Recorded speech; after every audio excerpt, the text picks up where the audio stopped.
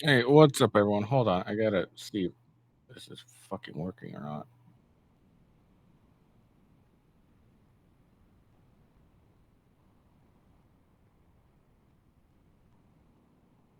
Okay.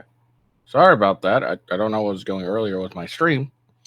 My Rumble one was acting extremely odd. Or actually, both of them were acting odd. They wouldn't pull me up for whatever fucking reason. So, anyways, that's all right. So,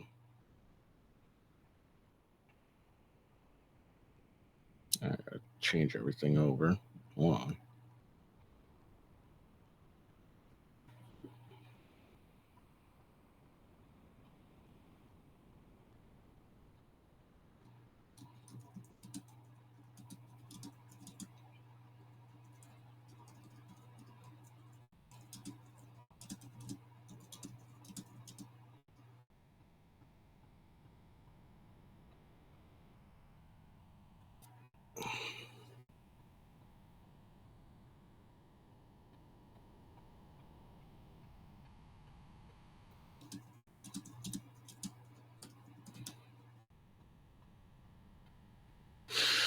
Hold on. Okay, sorry about that. I don't know what was going on with the earlier stream.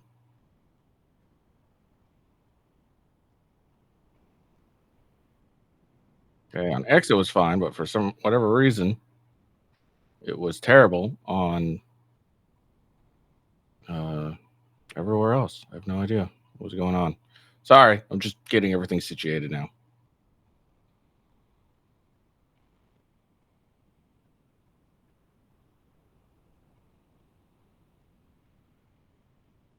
Okay.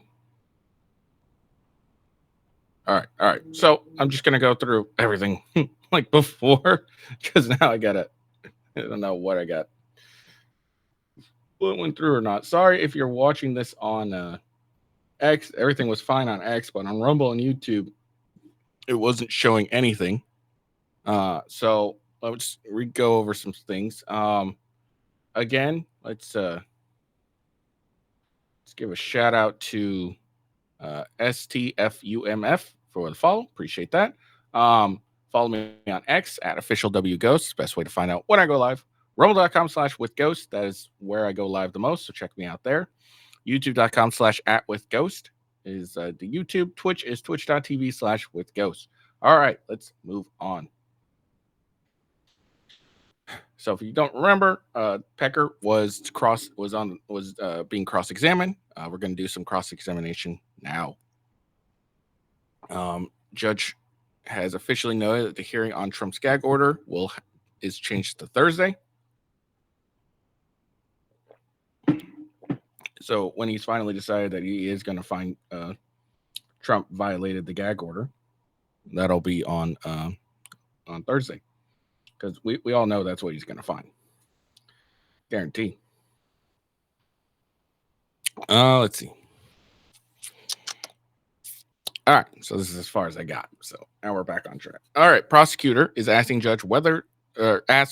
asking whether the judge will instruct the jury about misleading Pecker about his FBI interview, and whether Hope Hicks was in the August 2015 Trump Tower meeting. Trump's attorney, Emil Bove, says he'll apologize to Pecker at the start of the testimony and not being clear enough yesterday and direct him to the relevant part of the FBI interview. The judge agrees this is sufficient. Steinglass also asked the judge to additionally give the jury a curative instruction about how they should consider the reference to Pecker's meeting with prosecutors ahead of trial. Steinglass also asked that Bove be clear when distinguishing between federal prosecutors and state prosecutors in questioning Pecker. Pecker is back on the stand. Bove begins by saying there was some confusion in the questioning on whether Hope Hicks had come in his FBI interview in 2008. Wanted to apologize and move on from that. Bove says. He added, "If I ask a bad question, Mr. Steinglass will probably tell me, but you can as well." he says to Pecker. The statement drew smiles from several members of the jury. So that was nice. That wasn't smart, not nice, but it was smart. He admitted he was wrong. He messed up, and then he made a joke of it, which which caused the juries to kind of laugh and haha. So it may be a more of a mea culpa that was given. So because if you come back and say, "Hey, I misled you" or some shit like that, the jury may think back poorly of you and think, "You're trying to deceive us. We don't appreciate that." So when he comes back and say, "Hey, I messed up, my bad," and then makes a joke and which causes people to laugh, then it helps out and it will cause them to kind of give you a little forgiveness. Bove notes that that Hicks was in and out of the August 2015 meeting and did not speak at the meeting. That's absolutely correct, Pecker says. Before Bove began, the judge read the jury instruction that a witness can meet with prosecutors and review prior testimony. I don't care about that. Don't care about that. Pecker is reviewing a portion of a transcript of his grand jury testimony. Bove is focusing on the August 2015 meeting. Bove is now asking about stories about Bill and Hillary Clinton stories in the National Enquirer, confirming that with Pecker that AMI had decided to run negative stories before the August 2015 Trump Tower meeting.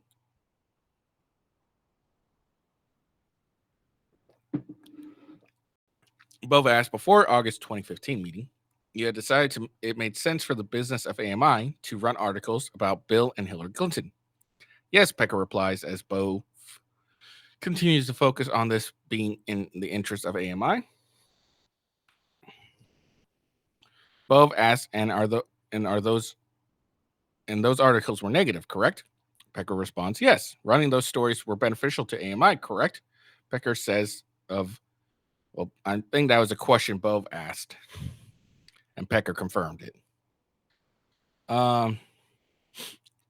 Trump's attorney is asking Pecker about an August. Is this just a review? Oh yeah, this is just a review. All right, Bove is asking Pecker about the negative stories about Trump's primary opponent in the National Enquirer. Bove confirms with Pecker that it's standard operation procedure for the National Enquirer to recycle content from other outlets. Bove shows the jury 5 headlines about Ben Carson, an exhibit prosecutors used earlier in the week. There was already negative information in the public domain about Ben Carson, so you ran it in National Enquirer, right? Yes, Pecker asked. Or Bove asked. Pecker says yes too. Bove asked if Pecker would have done it without a conversation with Trump. Yes, Pecker agrees. Bove confirms with Pecker that other outlets cover malpractice claims against Carson in May 2015, months before the meeting at Trump Tower. This is some good context, maybe. The defense has been trying to poke holes at Pecker's testimony, who is the prosecutor's for witness. Tabloid's catch and kill method for suppressing negative stories about Trump that could have harmed him in 2016. Former President Trump has been accused of taking part in a legal conspiracy to undermine the integrity of the 2016 election and an unlawful plan to suppress negative information, which includes a hush money payment made to an adult film star to hide an affair. Trump has denied an affair. Now, something that people seem to forget is, the former Trump may be being accused, maybe being accused of this, but he's not being charged with taking part in an illegal conspiracy, as they say it, to undermine the integrity of the 20. Like, they're really trying to tie this in to election fraud, but that's not what this case is about. It's about hush money. It's about that's not even about hush money. It's about incorrectly labeling business, business records, It's pretty much what this trial is really about. It's illegally, it's not illegal, but it's mislabeling business records. That's all this trial is about. It's not about election integrity because that's not what Trump's charged with. Trump's charged with illegally, what they call illegally mislabeling business records. That's what he's charged with. But the prosecution, it can kind of tell you how bad their case is and what this case is really about. It's actually about trying to interfere with an election, the current one, because like they're trying to muddy the waters by trying to make this seem like some sort of conspiracy to undermine the 2016 election. But they didn't charge Trump or anyone with interference with the 2016 election. They haven't been charged with that at all. So they're really trying to muddy the waters. And it's kind of funny. And then there's, of course, morons who probably buy into this. Bove has moved on to National Enquirer articles about Mark Rubio. Bove says these articles are also based on information not exclusive to the National Enquirer. Yes, Pecker confirms. Bove notes Pecker testified that he wanted to keep the August 2015 meeting discussions highly, highly confidential and quiet, but says it became public before the election. Pecker agrees. But it actually became public prior to the election that you were doing those things for President Trump. Yes, Pecker says. Well, people picked up on it. Pecker, right. Bove asks, nothing was hidden, correct? Merchant sustains an objection to the question. Pecker's voice has become softer as he is responding and agreeing with the defense. Uh-oh, he's kowtowing. He's kowtowing, that bastard. He's being submissive. How dare he? All right. Let's see. Bove is showing the Wall Street Journal story about Karen McDougal published just before the 2016 election, saying it shows that American Media Inc. help for Trump was out there. Bove cites a line in a story that said that since last year, the National Enquirer has supported Mr. Trump's presidential bid, endorsing him, and published negative articles about some of his opponents. Bove asked Pecker to confirm that the concept of catch and kill was not discussed at the August 2015 meeting at Trump Tower. Pecker confirms to Bove that Trump and Cohn did not pay AMI any money in connection with the Dino Sajudin story. Sajudin was a former doorman at Trump Towers. Pecker also confirmed AMI has executed 100,000 of source agreements like the ones used for Sajudin and McDougal over the years.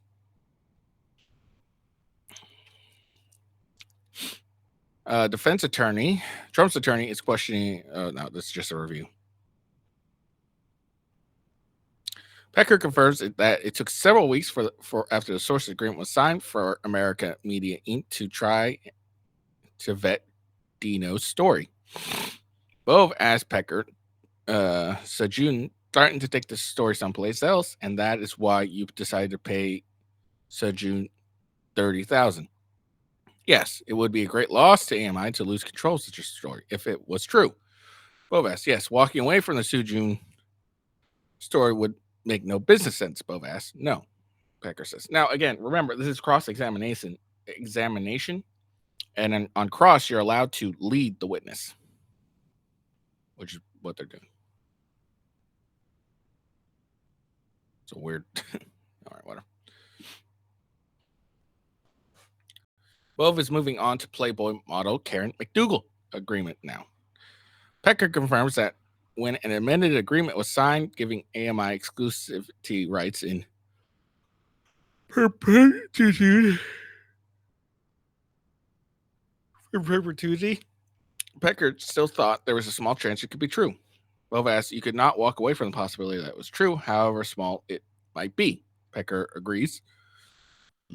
Bove is emphasizing that McDougal's main interest was to that she didn't get her story published. Pecker agrees.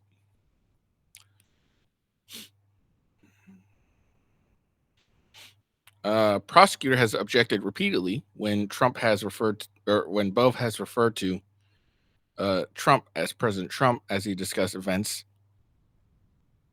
about 2016. He wasn't President Trump, Seinglass said. The judge sustained the objection. This was dumb. It wasn't President Trump. Okay, cool, dude. No one gives a shit. All right. Defense Trump's attorney asked Pecker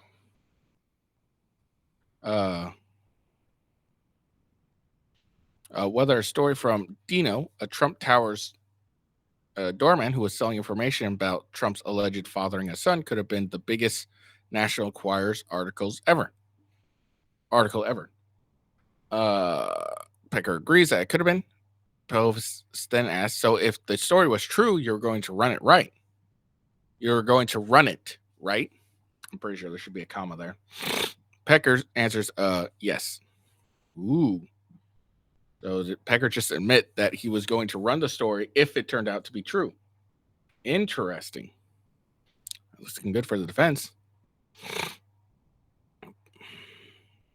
Pecker has been asked to recount a phone call with Trump in which Trump asked about former Playboy model McDougal, who allegedly she had an affair with the former president. In June 2016, Pecker left the company meeting when he was informed by his assistant that he got a call from Trump. On the call, Trump said, I spoke to Conan, and I want to talk to you about McDougal, Pecker testified.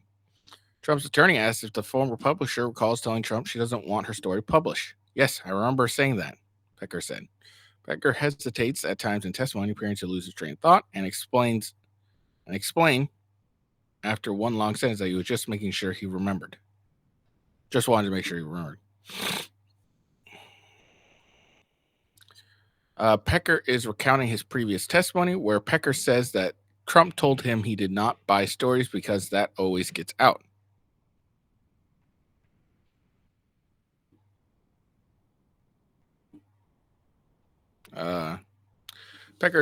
Bove is now showing Pecker the AMI agreement with former Playboy model McDougal.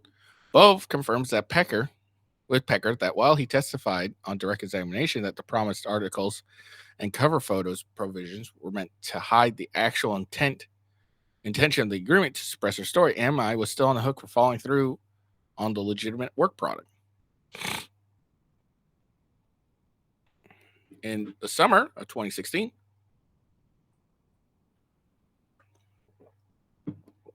Conan told National Enquirer publisher Pecker he was looking to work with business mogul Mark Cuban. Pecker testified. Conan asked Pecker to send paparazzi to a meeting the attorney had with Cuban. Pecker says. Bove pushes Pecker to agree that photographing such a meeting would put a little pressure on Trump by elevating Conan. Pecker says Conan never told him that, but he agrees that could have been a consequence.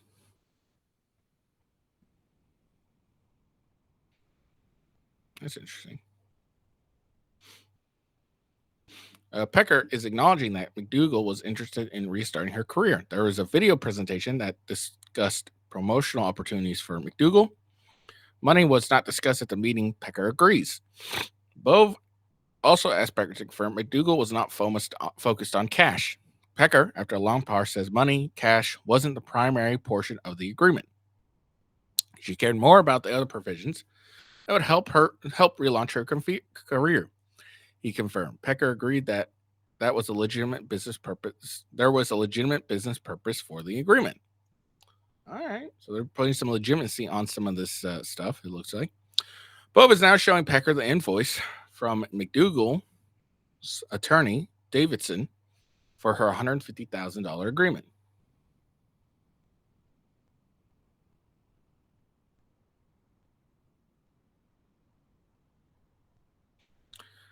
Pecker confirmed he did not personally process the invoice and wire transfer to the McDougal's attorney.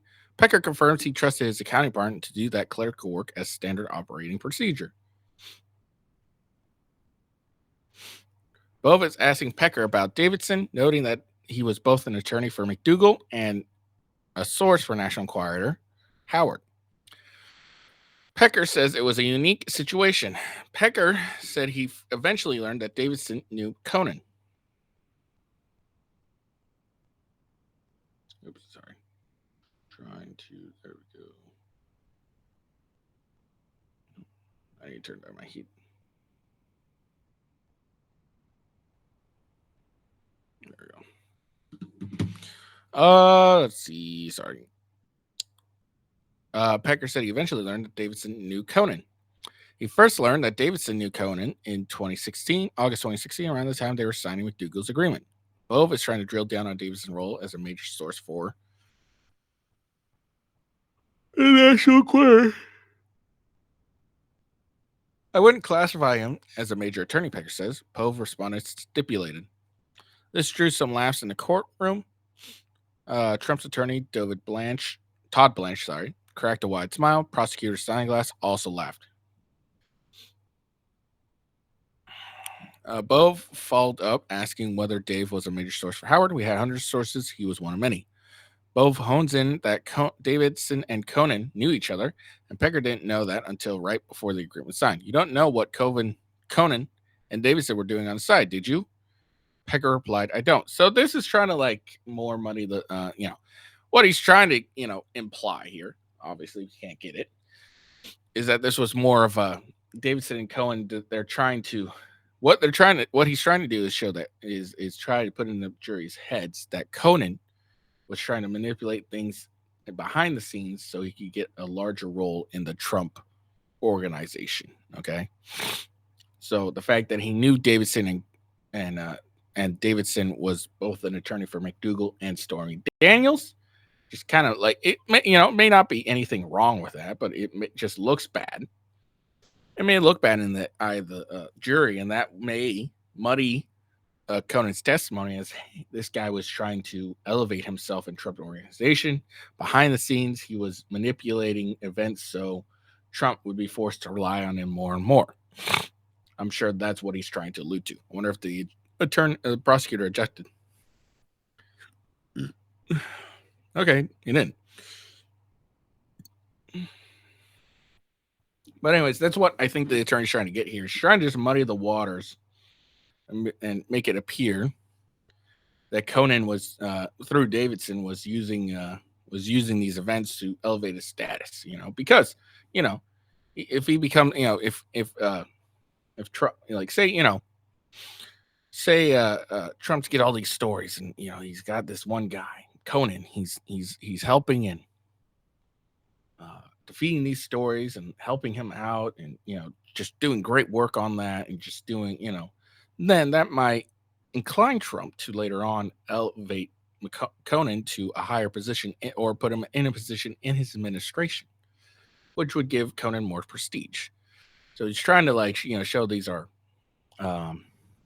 Conan has nefarious motives, and that all these stories weren't really stories until Conan caused them to blow up more, which when he took care of it would cause Trump to rely on him more.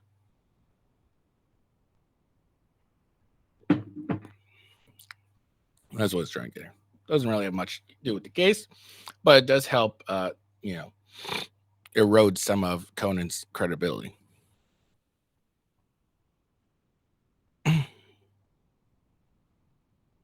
Okay, so Bove is revisiting previous testimony about Pecker about consulting a campaign attorney and his company general counsel about the tabloid agreement with McDougal, the former Playboy model, who alleged she had an affair with Trump.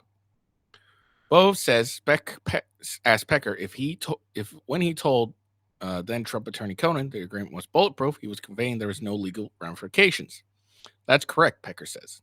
The Trump attorney then asked Pecker several questions confirming the then tabloid boss meant what he said to Conan because he had received legal advice about the agreement, to which Pecker agreed. Pecker says he didn't withhold any information from the attorneys when they reviewed the agreement.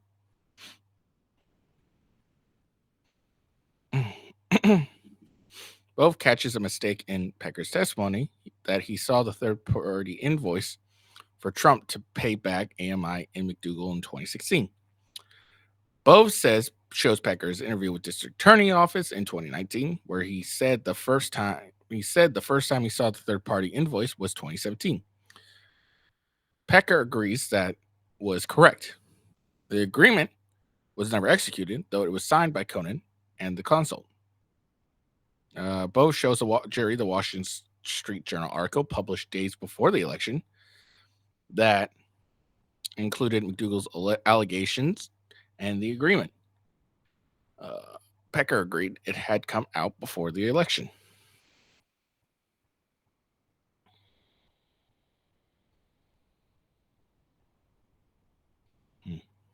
Okay, so now we're moving on to Stormy Daniels. Bove confirms Pecker wanted nothing to do with it. That's right, Pecker says, with Stormy Daniels. When Pecker told Howard he wanted nothing to do with it, Bove asked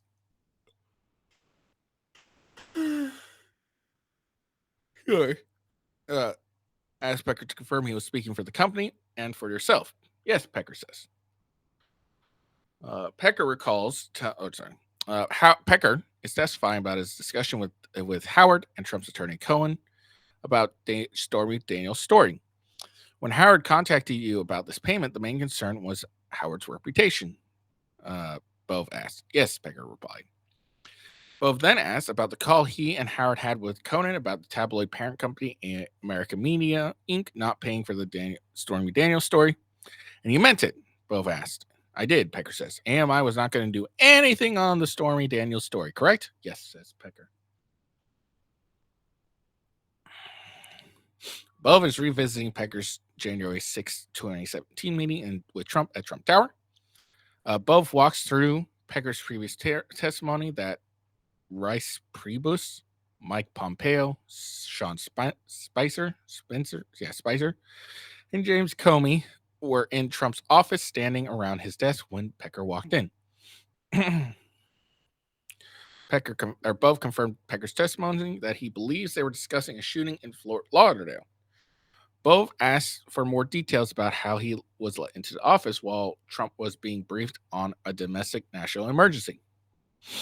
Mr. Trump has a large office, and I was by the door while they were talking with Mr. Trump, Pecker says.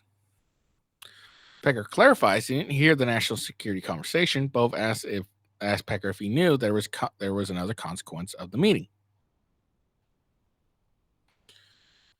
Prosecutor objected. The lawyers are now at the bench. Judge sustained the objection. Trump's attorney whispers to Trump. Trump. Okay, don't care about that.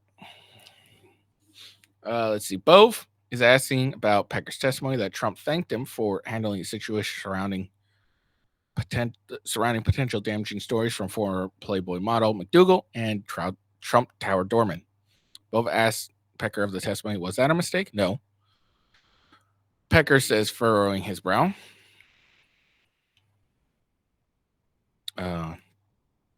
You believe that Trump said that to you as you sit here today? Pecker says, yes, I do.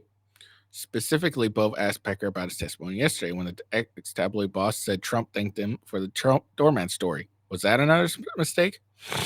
Bove challenges Pecker. Pecker responds, no. Bove now raises Pecker's 2018 FBI interview after he recalled saying that Trump did not express any gratitude to Pecker and AMI during the January 6, 2017 meeting. Ooh, that's an inconsistency. Pecker is now looking at his prior testimony. Bove is working to get Pecker up to speed with the interview notes in front of him. They're talking to each other, Blanche and Trump. Pecker pushes back on Bove and interview notes, suggesting the notes could be wrong. I know what I testified to yesterday. I know what I remember. Are you suggesting the FBI made a mistake here? Bove asked Pecker. I know what the truth is. I can't state why this is written this way. I know what was said to me, Pecker testified. So, yeah. So this is an inconsistency with Pecker and his interview. Now, very well could be the FBI made a mistake here. They messed up and didn't write down that Trump expressed gratitude. very well could be that case. Or just as likely that Pecker didn't think about this until later on. He's like, oh, maybe I should say he said thank you to me and make me feel special. That could be just to be accurate, true too. Or another thing that could be possible is Pecker just didn't remember it till later on. That could be could be it too. Court takes a short break. Bove says he has less than an hour left for his cross-examination. Prosecutor says that there will be a rebuttal. Of course, there will be. Rebuttal is basically the reader is where the prosecutor goes and has his conversation, goes back and ask the questions. It's supposed to only pertain to the questions that the defense asked. Judge is back on the seat. Pecker returned to courtroom. People are talking. Pecker smiled in the direction of the defense table. Bove resumes his cross-examination. Bove is asking Pecker about the time FBI agents came to his house in 2018. 3 agents arrived around 8 a.m., took Pecker's phone with a search warrant, but did not search his house. Tabloid former tabloid boss testifies. Bove again confirms that Pecker that American Media Inc. entered into a non-prosecution agreement with federal prosecutors. Bove asks Pecker whether the meeting with FBI agents were stressful. You wanted to be over with, though, right? Yes, Pecker says. Of course he wanted to be over. It's the FBI. Fuck him. Pecker confirmed that there was a provision related to the FBI investigation and a deal with Hudson News Group regarding the sales of National Enquirer and 2 other tabloids. The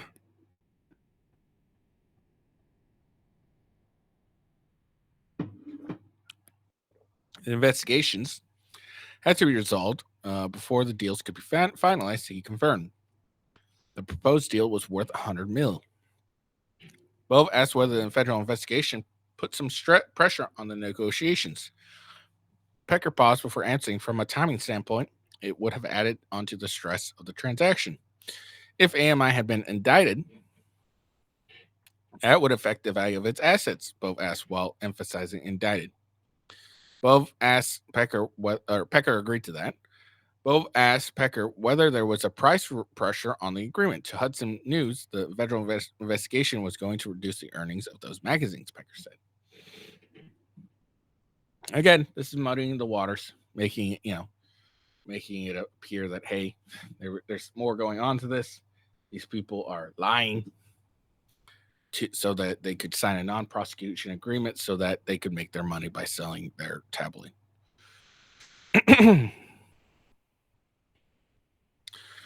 Bove is focusing on a portion of the statements of facts in a non-prosecution agreement Pecker reached with federal investigators in 2018. It relates to August 2015 meeting at Trump Tower.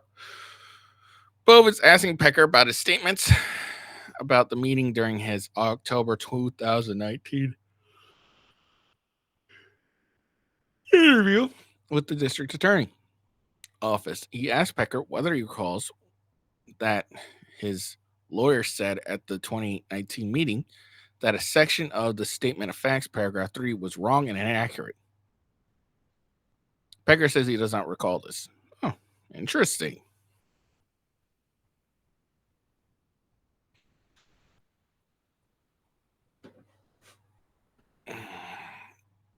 Let's see. Trump leans forward, stares at the screen as Pecker reviews the records from the October 2019 meeting. I think that may be inaccurate. I think that came up with the feds. I have never heard Pecker say that. It is captured in notes from the meeting, which Bove read out loud. Pecker says that there was a dispute over a single word. Selling and purchasing is the same thing. Someone has to buy.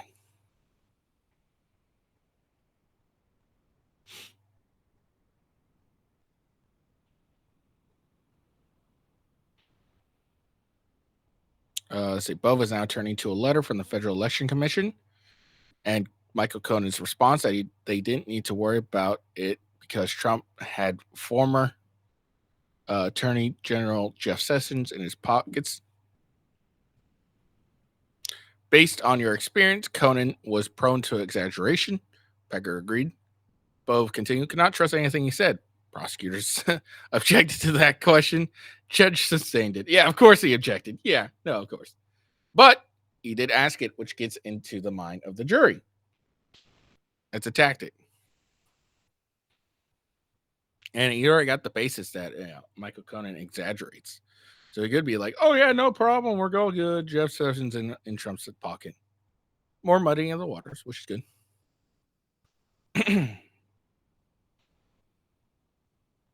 Bove moved his questioning into American Media Inc.'s conciliation agreement with the FEC in May 2021. Pecker was not CEO at that point, but read the agreement at the time because he still had equity in the company.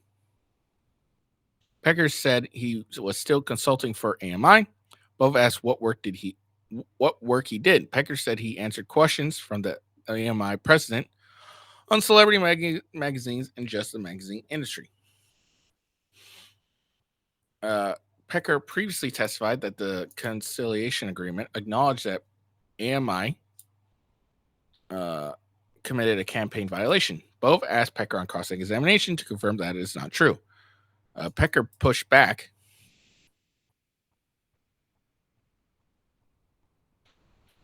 Yes, it was. Bove read from the agreement with no admission as to the merit of the commission's legal conclusion.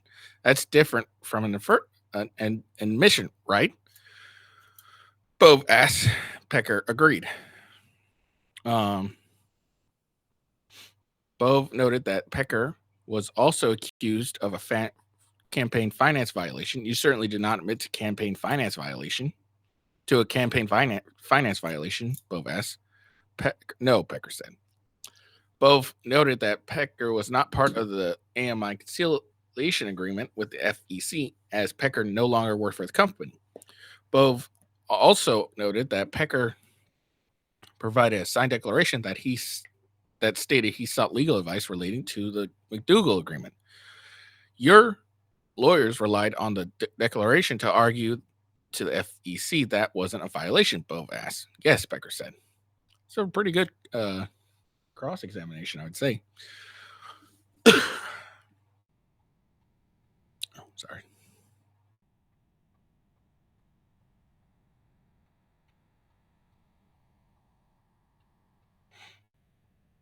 This is an interesting analysis. So the defense is trying to poke holes in Pecker's truthfulness, and combined with a non-prosecution agreement reached with the federal investigators in 2018, undermine his motivations. When law enforcement approached Pecker, he was about to sell his company, and thus he had to tell them whatever they wanted to hear. They wanted to hear, you had to do whatever they wanted, Hogan said. And Pecker then got away without getting criminally prosecuted. As a result, you're still indebted to them. And you still have an incentive, a motive to tell them what they want to hear to shape your story. This is a good analysis. That's what kind of Bova is trying to pretty much elicit or show, however you want to say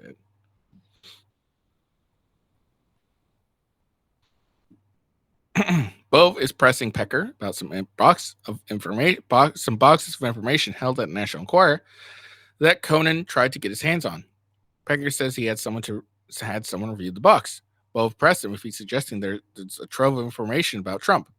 Pecker says that there's nothing in those boxes; they were worthless.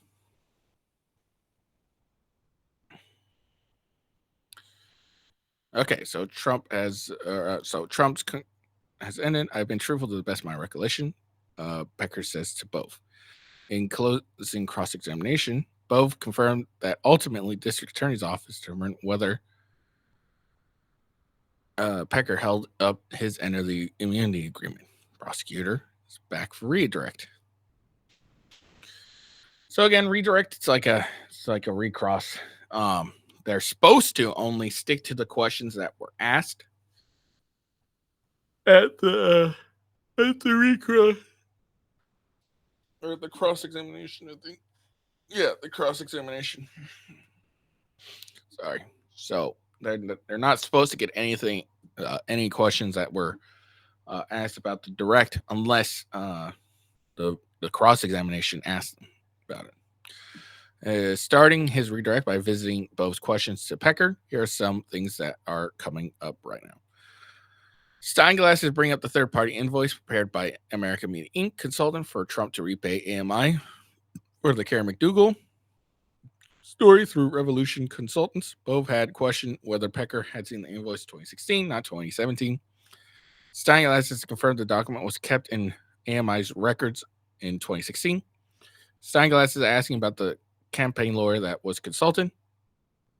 Pecker says he never spoke directly with the lawyer, so it's not really that important that you got your information from the lawyer, whether it was through a third party or not. You got it from what you believed was from the lawyer, which is why you struck the deal.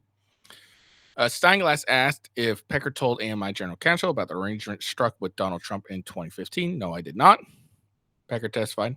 He says the outside counsel was asked to review the Karen McDougal contract.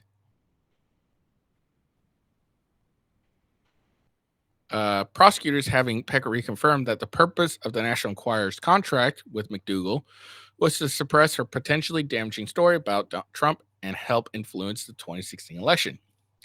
Additional items about writing articles and appearing on covers were extra.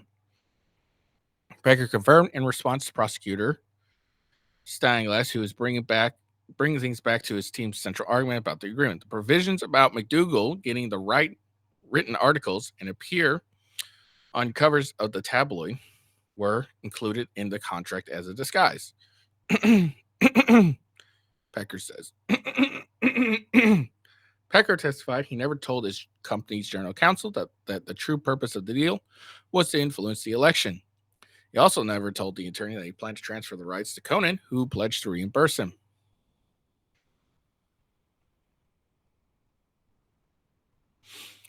As he reviewed records on the stand, Pecker said that the retained election lawyer billed American Media Inc. for 30 minutes for work to review the contract with McDougal.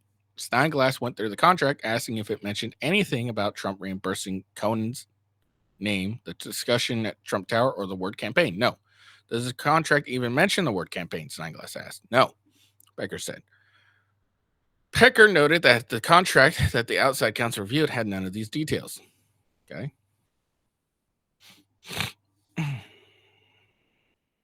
Steinglass is revisiting McDougal's agreement, and Pecker only agreed to enter into it because Conan promised to reimburse him. They had drawn up a transfer agreement, and you went so far as to sign the document, Steinglass asked. Yes, Pecker replied.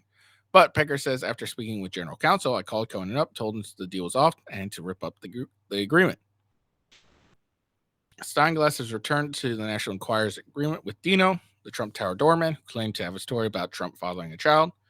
Prosecution is now picking at Bo's efforts to have Pecker describe the agreement as a standard source agreement. Steinglass brings up an amendment to the agreement, which changed the length of the contract from 90 days to in perpetuity. Pecker says the change was made after his conversation with then Conan. Steinglass asked if it's standard operation procedure for American Media Inc. to consult a lawyer for a presidential candidate with a source agreement. Pecker says no. Pecker also confirms that adding clause that would require Dino to pay AMI $1 million if he breached the agreement was not standard operating procedure. That too was made at Conan's request, Pecker says. Steinglass is now seeking to tie Conan to Trump's campaign. Pecker confirmed that Conan was known to work his media contacts for the campaign. Conan went on television to talk up talking points and invite Pecker to campaign funds. When you formulated the agreement to help the campaign in 2015, Steinglass asked if Conan was part of the agreement. Yes, he was, Pecker says. Steinglass asked, in this case, did you suppress stories to help a presidential candidate? Yes, Pecker said, with regards to 2015 agreements.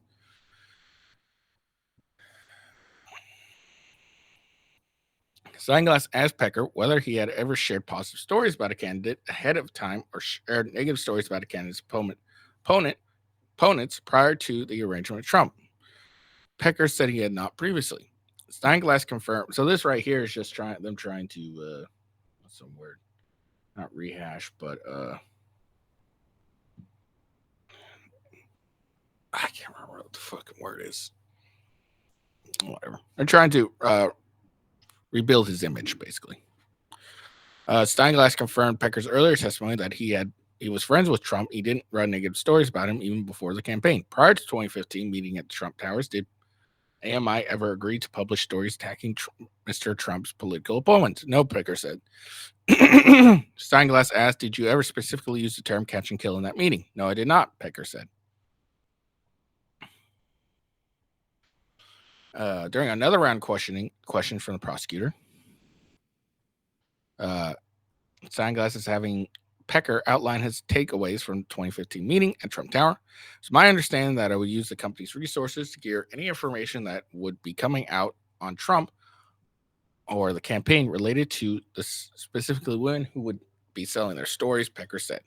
Those stories that come up, I would speak to Conan, tell him that these are the stories that are going for sale, that if we don't buy them, someone else will, that Conan would handle it, buy them, or try to make sure that they don't get published. Steinglass spent a portion of his redirect questioning Pecker on the potential impacts of publishing a story like McDougal's. Here's how that went. Had you publish a story about a Playboy model with a year-old sexual affair while he was married with a presidential candidate, would that have sold magazines, you think? Steinglass asked. Yes. That would be National Enquirer gold, Steinglass asked. Yes.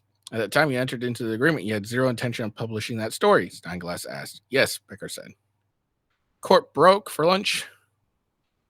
Let's see. Yeah, they're rebuild his credibility. Back in court, back in session, back on the witness stand. Steinglass resumes his question. Good afternoon, jurors. Judge says that the panel finals in. I'm going to try not to keep you here too much longer, Steinglass tells Pecker as he begins. Steinglass has gone back to the Wall Street Journal, published in November 4th, 2016. The purpose was to have Pepper explain that he likely learned the term catch and kill in the press. Yesterday, during cross-examination, Pecker said he learned it from federal prosecutors. So now he has some more inconsistencies. Well, I probably learned it from the press, but before I said I learned it from the prosecutors. Okay. Steinglass is setting up Pecker to testify again about that he told Howard he didn't want anything to do with a porn star when he first learned about Daniel's story. Pecker said the reason he notified Conan when learning about Daniel's allegations of an affair with Trump, he reached out to Conan because if he heard it from someone else, he would go ballistic. When it came to purchasing Daniel's story, Pecker testified, I said to Conan that after paying for the doorman and McDougal story, I wasn't going to pay anything further, and I wasn't a bank. Pecker says of the Stormy's story, he wasn't going to print it or buy it or be associated with it, but he was still going to tell Conan about it to fulfill his obligation to an agreement he reached with Trump and Conan in 2015.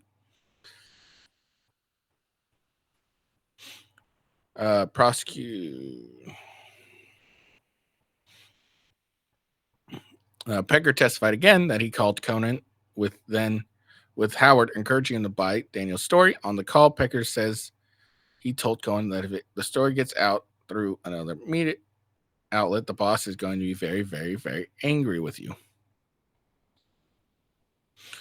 Steinglass is now shifting to Pecker's 2018 FBI interview, where Pecker earlier disputed the FBI's notes, saying that Trump didn't thank him during a 2017 meeting. He asked Pecker about a subsequent interview with the FBI 1 week after the meeting, both highlighted. Steinglass is quoting from the notes that meeting that says, at the time, Trump told Pecker in sum and substance that Trump, wanted to thank Pecker for handling the Karen and Dorman stories because they would have been very damaging to him. The notes from the interview confirmed that that Pecker told the FBI that when he visited Trump at Trump's towers in January 2017, Trump thanked him for handling the Doorman and McDougal stories. Steinglass asked Pecker if he told the FBI that Trump thanked him. Yes, I did, Pecker testified. Well, that was a week later. This is odd. Why didn't you say that in the beginning? It's a little odd. I don't think it helps you. All right, Steinglass reads more records from Pecker's testimony to a federal grand jury in 2018, in which the publisher also relayed the story of that January 2017 meeting at Trump Tower. Per the transcript, Pecker told the grand jury at the time that during the conversation with Trump said that Karen is a good girl, reference to McDougal. Pecker also confirmed that in 2018 grand jury testimony, he testified that Trump told him that McDougal and Doorman stories could be damaging. Pecker says that Trump thought they would be very damaging to his campaign and his election. Well, yeah, it would be. So, all right. So now that we're getting a recross, so now the defense is going to re-ask some questions. And again, these questions are supposed to only be limited to what was asked upon redirect. Steinglass just wrapped up his questions. Bove is back at the lectern and starting his line of questioning. Bove asked Pecker whether McDougal met the definition of a celebrity. Did she meet the celebrity category at the time? No, Pecker responded. Bove asked whether there was real value to her brand as a former playmate and the first woman on the cover of a men's fitness magazine. I wouldn't say there was value. I wouldn't say there was a value to her brand, to a media company, to herself. There would be, Pecker says. Bove concludes by asking Pecker whether he believes Trump cares about people. I do, Pecker says.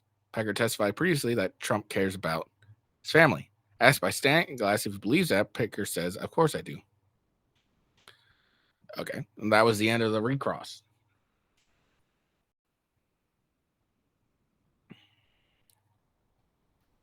All right, so now we got a new one. Prosecutors have called witness Roanne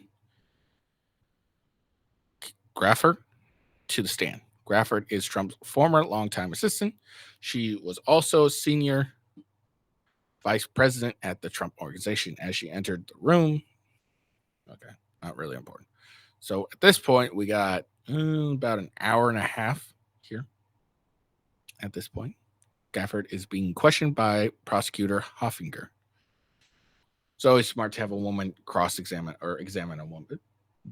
It's always smart to have the woman attorney examine or question the woman. It just makes you look better. She can be mean without being insulted or being accused of being too aggressive. Graffert is testifying pursuant to a subpoena, so she has to be there. The assistant district attorney started her questioning for Graffert by asking her about her time with the Trump Organization. Graffert said she worked for Trump for 34 years at the Trump organization. Sitting outside his office on the 26th floor of Trump Tower, she was largely in control of his calendar, in charge of maintaining Trump's contact at the organization.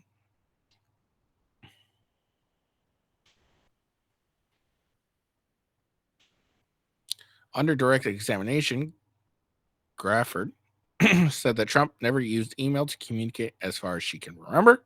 Court security officer also handed Graffert a thumb drive.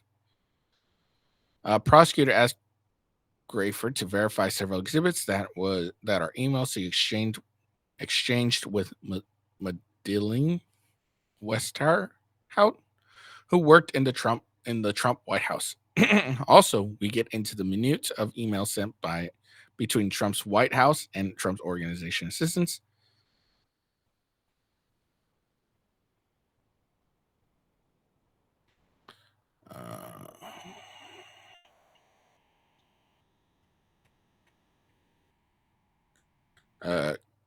Graffert confirmed the two contracts she maintained at the Trump Organization were for McDougal and Daniels.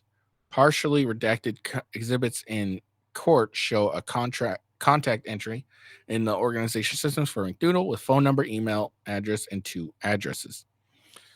Grayford confirmed she believes she created the contact for Trump. Next contact Hoffinger shows in the Trump organization system is listed Stormy. It just lists a cell number.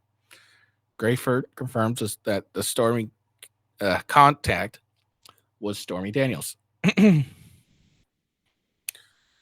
Grayford recalls seeing Daniels in the reception area at Trump Tower before Trump ran for president. Okay.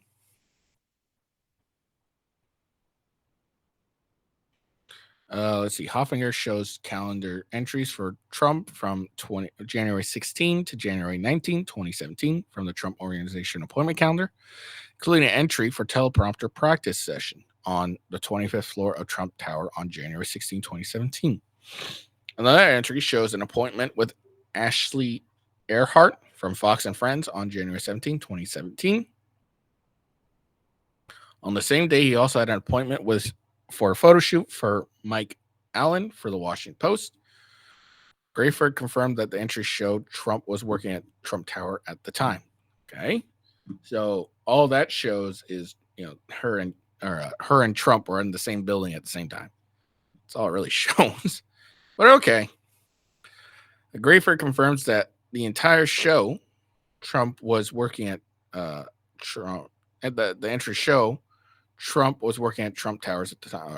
According to the calendar, Trump was expected to be wheels up in LaGuardia Airport to Reagan National Airport in January 19, 2017, the day before inauguration.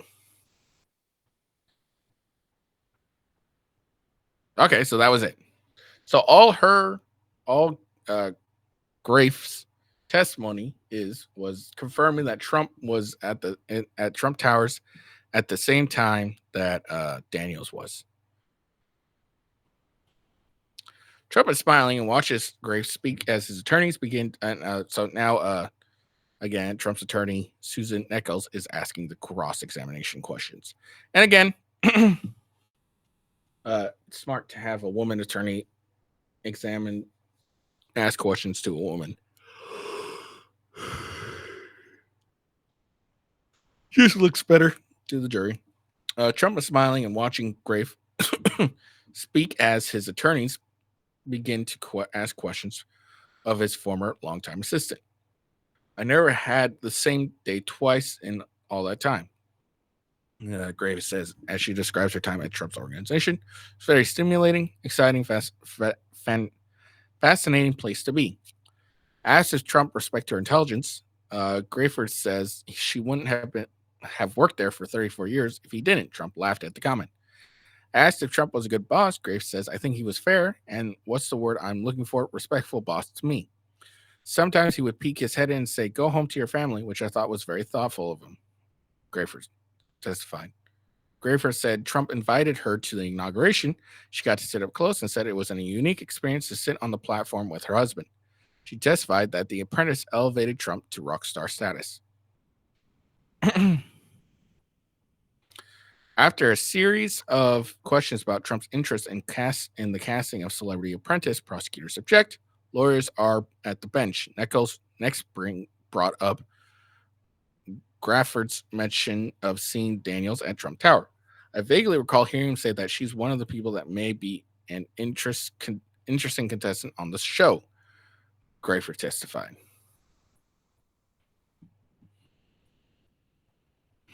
Hold on.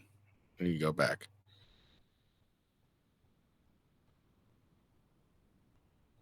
Okay, so this was what?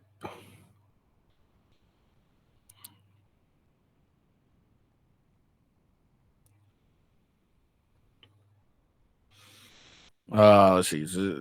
I vaguely recall hearing him say that she's one of the. Okay. Trump's attorney went on into a line of questioning about how Trump was involved in finding contestants for the Celebrity Apprentice, confirming that with Grayford that Trump looked for colorful and interesting candidates to cast. He would vocalize sometimes people Trump was interested in having as apprentice contestants to members of his staff, she said. She says she was under the impression a Trump Tower visit from adult film star Stormy Daniels had to do with Trump's interest in her as a potential castmate for The Apprentice. You understood she was there to discuss being cast for The Apprentice, Nichols asked. I assumed that, Grafer says. Daniels said in her recent documentary she had conversations with Trump about potential appearing on Celebrity Apprentice.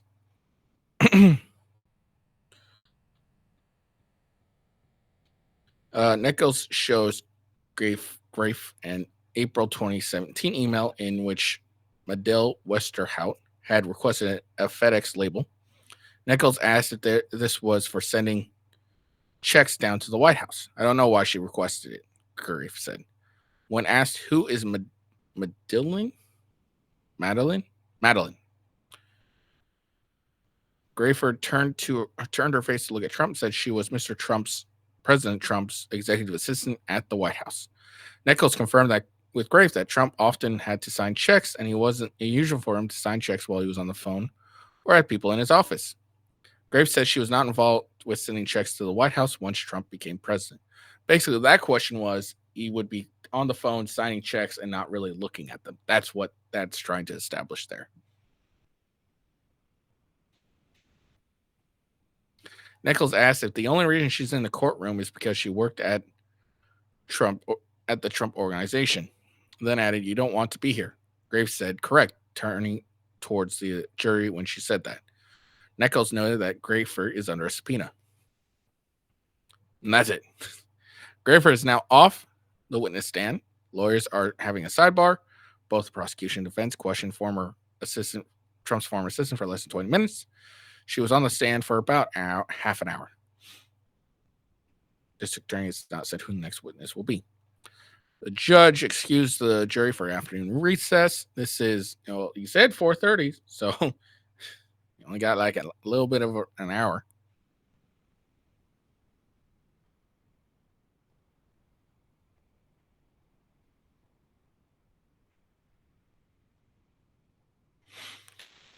Gary Farrow is prosecution's next witness.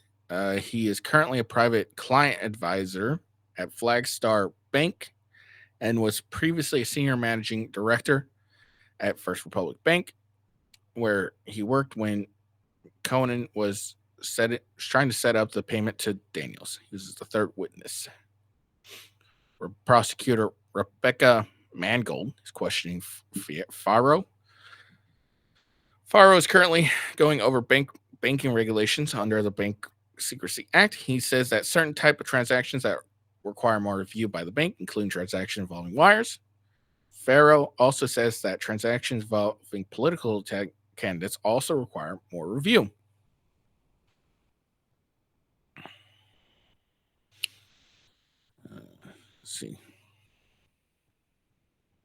Let's see. Farrow worked at First Republic Bank when Conan, Trump's former personal attorney, used his own home equity line from the bank to pay the $130,000 payment to Stormy Daniels. Conan's then attorney, Michael Avenatti, and apparently Michael Avenatti is saying he's going to testify for Trump, provided an email to CNN 2018 that showed a First Republic Bank employee confirming the deposit to Conan, who used his personal and TrumpOrg.com email accounts. The bank employee who confirmed the deposit was an assistant to Farrow.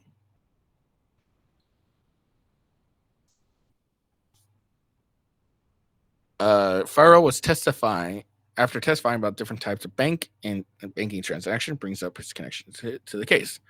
Michael Conan was assigned to me after a colleague left in 2015. Farrow testified he was given Cohen based on his ability to handle individuals that may be a little challenging. Frankly, I didn't find him that difficult, Farrow says of Conan.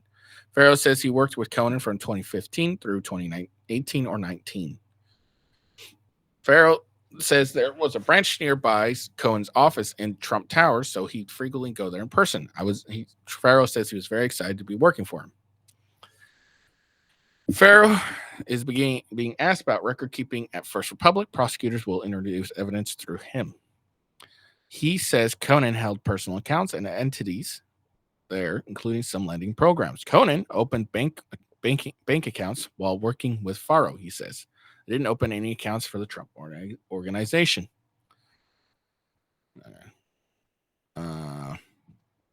Farrow is being asked about email servers at First Republic and what information they record. The emails include banking transactions, client communications. Farrow testified. Now, the first document from the several binders full of them is being shown to the jury. The first document is being shown to the jury is an email from Farrow's assistant informing him that Conan called on October 11th, 2016. Farrow received another email 2 days later. Please return Michael Cohen's call when you're available today regarding an important matter. The banker called Conan and told him he wanted to open a new LLC. Conan said that the account was for Capital Real Estate. Farrow says, need an account opened for Conan immediately. He wants no address on the checks, calling you now to discuss. On October 13, 2016, email Farrow wrote. The banker says that it wasn't unusual for an LLC not to have an address on the checks. Conan called to set up an account for Resolution Consultant LLC. Jury is now seeing documents that show Resolution Consults LLC was created by Conan as a Delaware entity.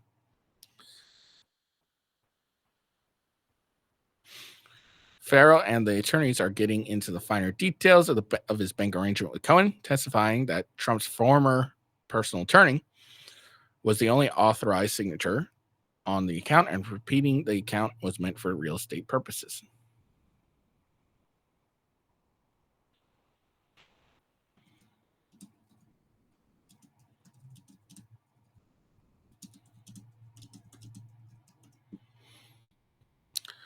Conan checked no on the form that asked if the entity, Resolution Consultants LLC, which was created by him as a Delaware entity, is associated with political fundraising / political action committee. Farrow testified several times that his understanding was that Conan was opening an account for real estate. Per the paperwork, Conan described the entity's function to be managing consulting, including HR marketing. Conan was the only signatory for the account. Farrow says the bank did all of our work to establish Conan's account, but it was never funded. The deposit was never made in the account, so the account never went live. Farrow says, confirming the account was not open.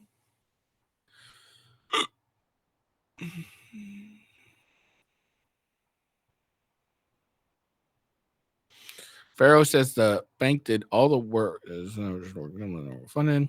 A deposit was never made, so the account never went live. 13 days later, on October 26, 2016, Farrow received another email from his assistant to return Cohen's call.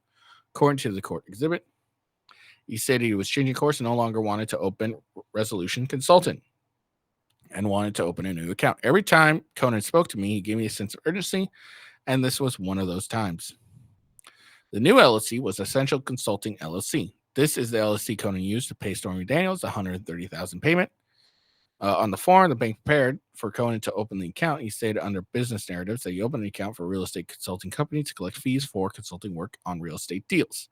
Conan again checked no on the form that asked if the entity is associated with political fundraising / political action committee. Whew. All right. So then this is where they call for a week. And they will be back on 9:30 a.m. tomorrow. Have a good week. And looks like we may be getting a Trump and Biden debate. See when that happens. So there we go. That's the end of it. So finished up. Pecker got some little bit of scrutiny, a little inconsistent. The jury tried to rehabilitate him.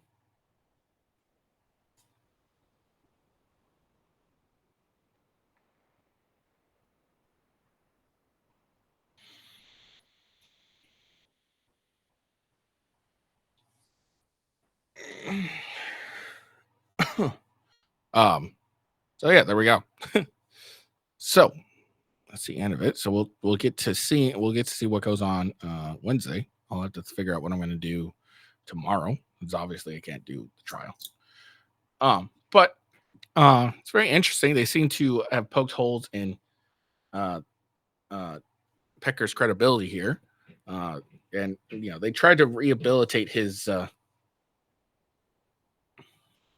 They tried to rehabilitate him. The prosecutors tried to rehabilitate Pecker. but I don't think it really worked for him because just because, oh, well, I mentioned it a week later. Why didn't you mention it that week before? Now, again, it could be, oh, I didn't remember it, but it's, I don't know, it looks a little suspicious to me. I think it looks suspicious to the average person. And Graf's testimony didn't really help them. They tried to like, oh, Stormy Daniels and Trump was in the same place at the same time, but then that was Larry explained. Well, it could be because he was going to have her on the Celebrity Apprentice. So there's so it doesn't really help them as much as I think. I think the cross examination was done very well on Pecker, seemed to poke holes in a lot of his stories. But we'll see. We'll move on and we'll listen to more of the banking details and whoever else. Again, make sure you follow me on X and give the video a like wherever you're watching. I hope you have a good day. Peace out, and I'll see y'all later.